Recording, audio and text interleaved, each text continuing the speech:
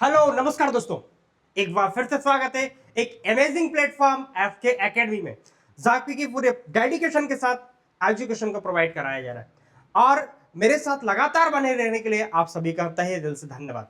आज के इस वीडियो लेक्चर में हम लोग क्वेश्चन नंबर 13 को सॉल्व करने वाले हैं। बेटा, इससे प्रीवियस वाले वीडियो में मैंने क्वेश्चन नंबर 12 तक के सारे क्वेश्चनों को सॉल्व कराया था। जिन लोगों ने वो वीडियो नहीं देखा है, प्लीज मैं रिकमेंड करूंगा एक बार वो वीडियो जरूर देखें और फुल वॉच करिएगा, ताकि उसमें मैंने कोशिश की है सारे इंपॉर्टेंट क्वेश्चन एक ही वीडियो में आ जाए। और आज की वीडियो भी चूंकि बहुत इंपॉर्टेंट है, तो इस वाली वीडियो को भी आप पूरा वॉच करिएगा, जिससे कि आपको सारे जो क्वेश्चंस है अच्छे तरीके से समझ में आए। चलिए एक एक करके हम क्वेश्चन को सॉल्व करते हैं। पहले क्वेश्चन को हम रीड करेंगे, फिर उसको सॉल्व करने का प्रयास करते हैं। लिखा है if F X is equal to, एक मैट्रिक्स दिया है, so that F X into F Y is equal to F X plus Y. मेरे प्यारे बच्चों, इसमें जो दिया हुआ है स्टार्टिंग में एफ एक्स दिया हुआ है, एफ वाई को चूंकि जहां पे जैसा एक्स लिखा हुआ है वहीं पे हम क्या बना देंगे, वाई, तो उसको फिर आपस में मल्टीप्लाई करेंगे। चलिए एक एक करके हम क्वेश्चन को सॉल्व कर रहे हैं। देखिए F X is equal to दिया हुआ है cos x minus sine x and 0 sine x cos x और 0 0 0 1। ये मेरा क्या हो गया, एफ एक्स हो गया। अब मैं F why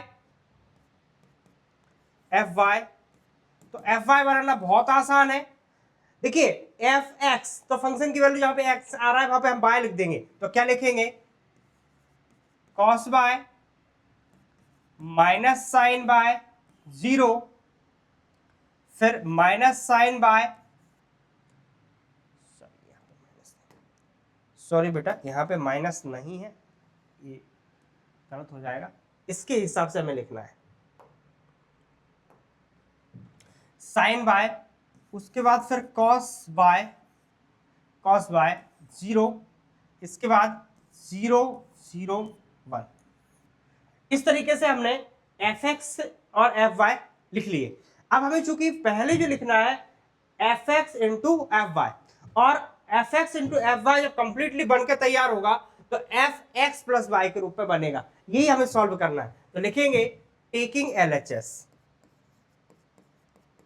taking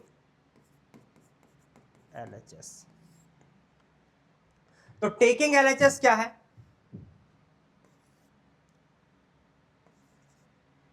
cos x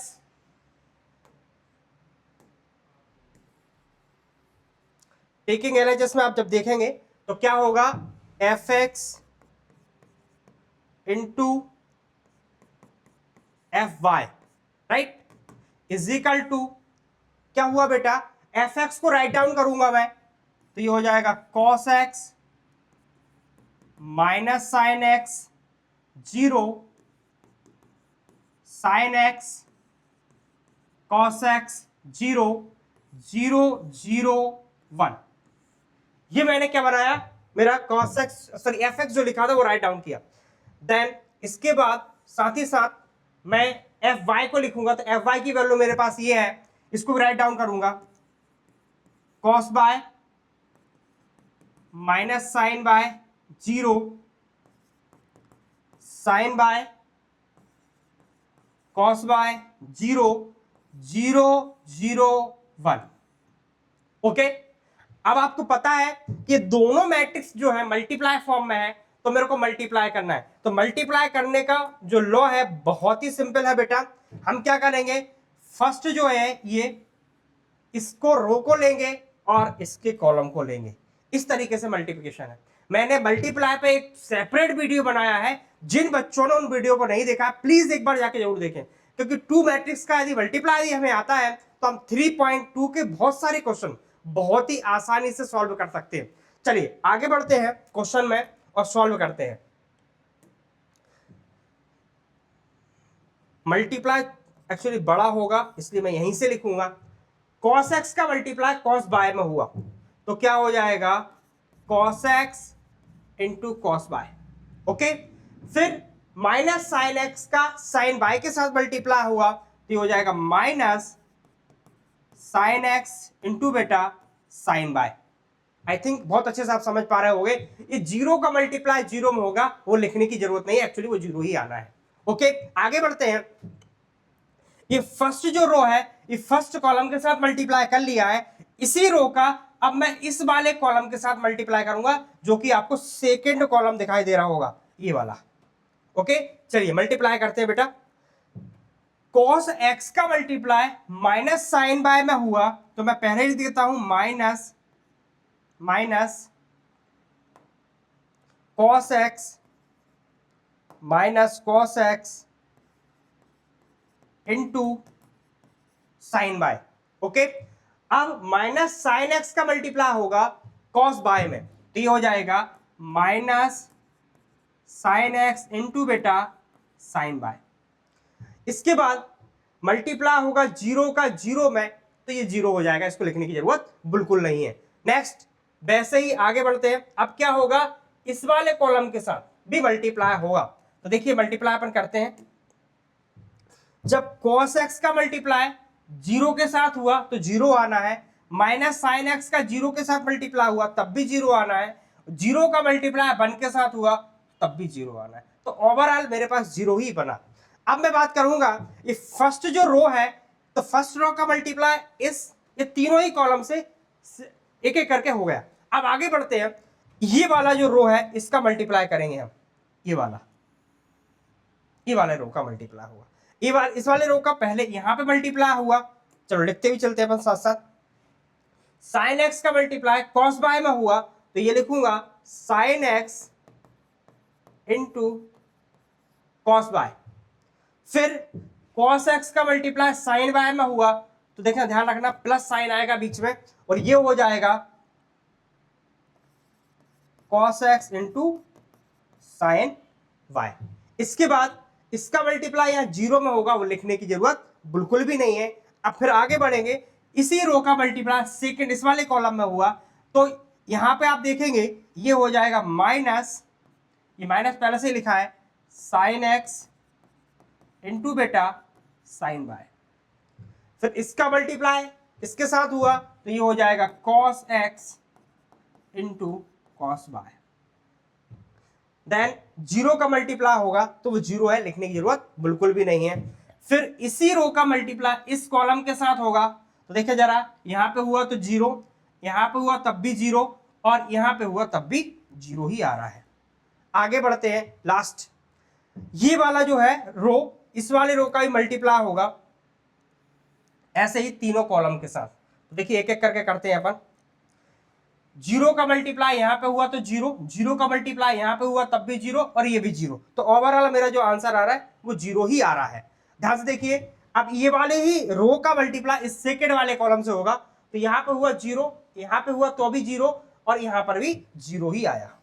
okay, अब देखिए यहां पर जीरो, ये भी जीरो, 1 का 1 में मल्टीप्लाई हुआ तो ये आया 1। तो मेरे प्यारे बच्चों, बस अब यहाँ पे जो 11वीं क्लास के फॉर्मूले हैं, साइन ए प्लस बी या ए माइनस बी, वो वाले फॉर्मूले हमें यहाँ पे यूज करना है। तो देखिए ये फॉर्मूला आपको स्पष्ट दिखाई दे रहा होगा, cos X into cos y minus sine X into sine y. चूंकि यहाँ पे एक्स जो है वो ए का काम कर रहा है, बाय जो है वो बी का काम कर रहा है, तो हम इसको क्या लिख सकते हैं, यहां देखें जरा ध्यान से, तो यहां पे ये हो जाएगा कॉस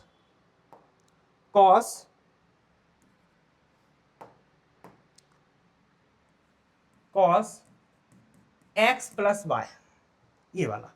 अब इसमें देखा है, यदि मैं माइनस साइन को कॉमन निकाल दूं, माइनस साइन कॉमन निकाल दूं, तो ये मेरे पास जो बनेगा, माइनस साइन कॉमन जब निकलेगा तो ये मेरे पास जो बनेगा sine X sine Y plus cos X cos Y, तो ये भी कहीं ना कहीं हो रहा है साइन एक्स प्लस वाई, और ये मेरा क्या हो गया, जीरो। सिमिलरली आप यहां पे देखें, ये तो डायरेक्ट ही फॉर्मूला है, साइन एक्स कॉस वाई, जिस फॉर्मूले के बारे में यहां पे आपसे बात कर रहा था वो फॉर्मूला ये पे है। तो देखिए अपन, तो यहां पे मैं लिख दूंगा साइन एक्स प्लस वाई, और ये वाला जो फॉर्मूला है आप ध्यान से देखें, cos X cos Y minus sine X sine Y, कहीं ना कहीं ये फॉर्मूला यही वाला है। तो मैं यहां पे लिखूंगा कॉस एक्स प्लस वाई और ये 0। सिमिलरली अब यहां पे देखें अपन, ये तो नीचे तो 0 ही है, इसमें कोई प्रॉब्लम है नहीं, 0, ये 0 और ये 1।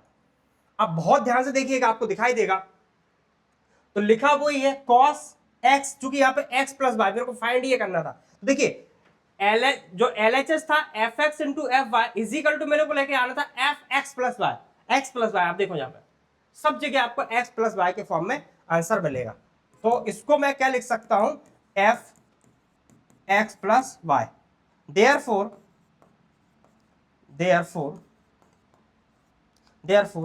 F X into F Y is equal to F X plus Y is equal to F X plus Y. Simple मेरा आंसर था, आसानी से मैंने इसको सॉल्व किया और आई होप आपको ये क्वेश्चन बहुत अच्छे तरीके से समझ में आ गया होगा।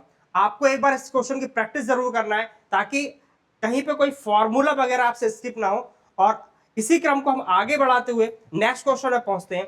तो नेक्स्ट क्वेश्चन क्या है, इस सिंपल टाइप के क्वेश्चन है ना, एकदम इजीएस्ट क्वेश्चन है, प्रैक्टिस के लिए दिए गए हैं। चलिए देखिए यहाँ पे, सो डैट ये हमारे पास टू मैट्रिक्स है, अनदर मैट्रिक्स है, ये आपस में नॉट इक्वल है। तो देखिए यदि हमें मैट्रिक्स का मल्टीप्लाई करना आता है तो ये सारे क्वेश्चन हमारे लिए बहुत इजी हो जाते हैं।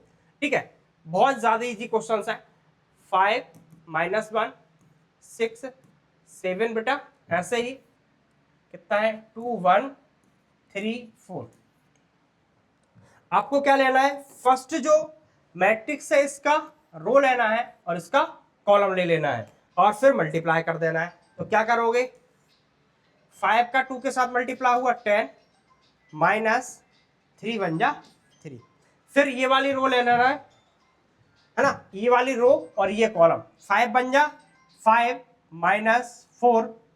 फिर इसका मल्टीप्लाई होगा 6 2 जा 12, फिर यहाँ पे प्लस 21। सिमिलरली यहां पे मल्टीप्लाई हुआ 6 1 जा 6 प्लस 28।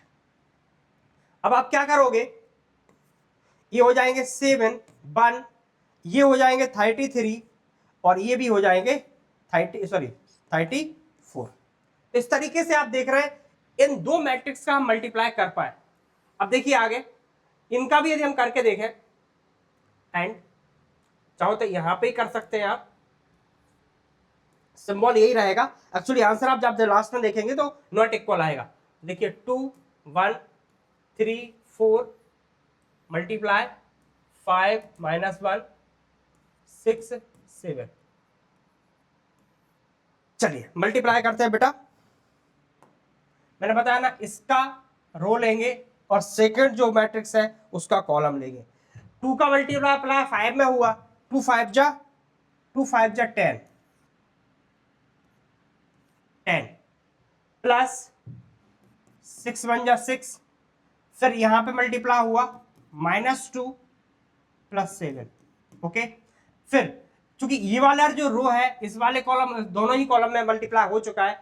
अब हम इस वाली रो का मल्टीप्लाई करेंगे, करने का वे वही रहेगा, 5 3 या 15 प्लस 24, 3 1 जा 3 प्लस 28।